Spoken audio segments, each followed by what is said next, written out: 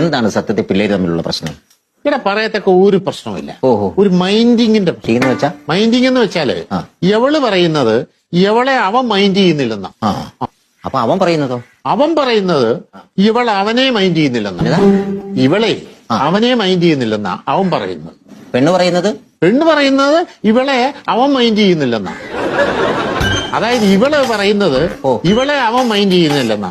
പക്ഷെ അവൻ പറയുന്നെന്ന് പറഞ്ഞു കഴിഞ്ഞാല് ഇവളെ അവനെ മൈൻഡ് ചെയ്യുന്നില്ലെന്നാ. ചുരുക്കി പറഞ്ഞാല് നോക്കുന്നില്ല. മൈൻഡിങ്ങിന്റെ പ്രശ്നം. മൈൻഡ് ചെയ്യുന്നില്ല എന്നും പറഞ്ഞ് നേരെ ഓടി ഇങ്ങോട്ട് പോരരുത്. അത് തെറ്റായ കാര്യം. ഇപ്പൊ ഞാൻ ഉദാഹരണം പറയാമല്ലോ. നിങ്ങൾ ഈ വീട്ടിൽ എത്ര വർഷമായിട്ട് ജീവിക്കുന്നു? അതെ. ഇവിടെ ആരെങ്കിലും നിങ്ങളെ മൈൻഡ് ചെയ്യുന്നുണ്ടോ? ഇല്ല. എന്നിട്ട് നിങ്ങൾ വല്ലയിടത്തേക്ക് ഇറങ്ങി പോകുന്നുണ്ടോ? ഇല്ല. ഇല്ല. ഇനിയിപ്പോ എന്റെ കാര്യം എടുക്കാം.